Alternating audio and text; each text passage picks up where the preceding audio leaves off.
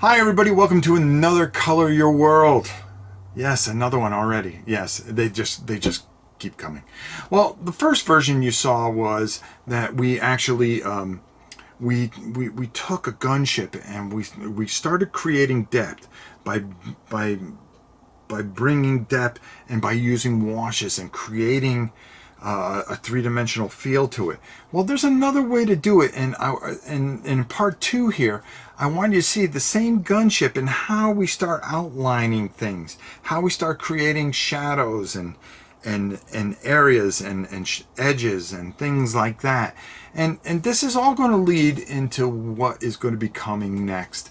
After this particular segment here with part two, and how we're going to be taking a complete turn here, and we'll talk about that after this. But without further ado, hey, let's go down to part two as I'm working on a gunship and talking you all the way through it, and we'll see you on the other side.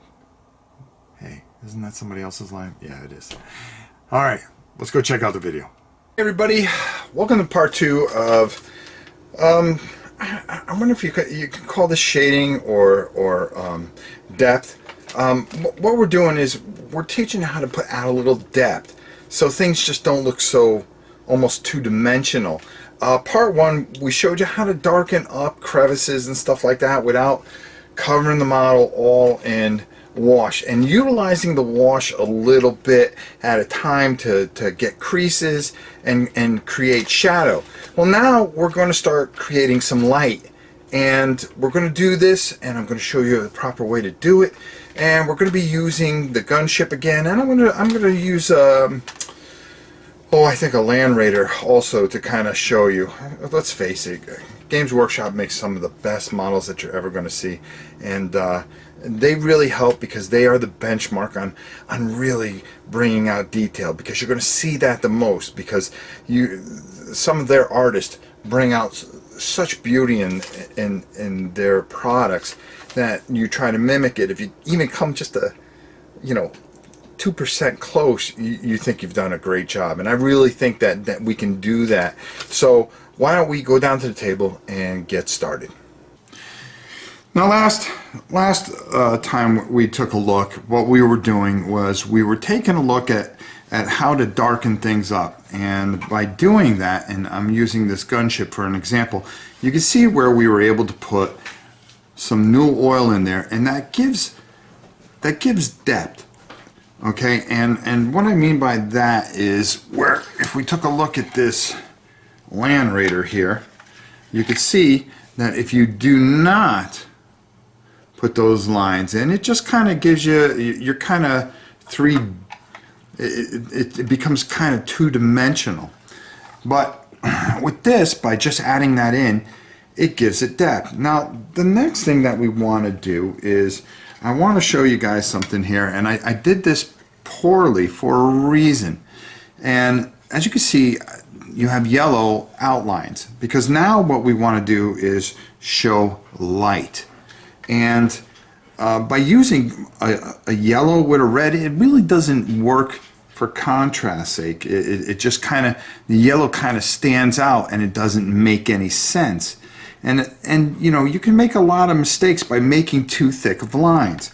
Well, even if you make a mistake, it's not a big deal, because of course you can just do what we're going to do right here and just fix it ourselves by just taking a little bit of that Mephiston red, or whatever color your particular model is, and just basically, well, kind of go back over it and cover it up.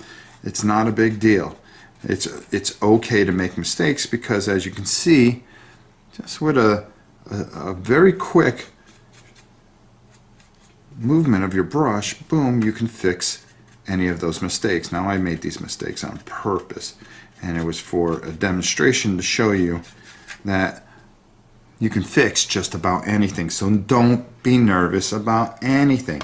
So now let's start picking out the colors that we will use to go forward and help line things out. So what you want to do is you want to take and you want to get your liner brush here and just get a little of that paint on there. Not a whole heck of a lot. Now I'm using a Jacaro orange for this, and what I'm going to do is I'm going to take my paper towel and I'm going to take a whole bunch of it off because I really don't want it to go on thick. And all I want to do is just catch these edges, and if you can see how I'm holding this, I'm just working the finer lines here, and I'm just taking my time and just working along that edge. Now you see it's not like the yellow that overpowered, okay? So it's not overpowering anything, but you have a nice line which is going to give you light, and that's what we're looking for. You see how nice and sharp that line is? That's exactly what we want. Now I always like to rinse off a little bit here, and then just always keeping my paint fresh, but also not putting a lot on there because you can muddle it that way, and you can make too thick of a line. So I always try to put it on and kind of take it off a little bit. So again, using this brush, the way I do it, you can hold it any way you want. Some people like to even do this, where they can just come along the edges here, and you can see just by kind of scraping, and you're building a line there. You're giving light and definition, and that's what you want to do. You don't want it to be like it is up here, where it's so thick and the color takes over. That's not what we're trying to do. We're trying to create light. We're trying to create dimension. And those are the things that are going to help you.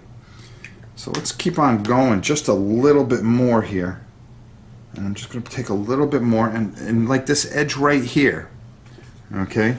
And I'm going to turn this more towards the camera here and just kind of work that edge down.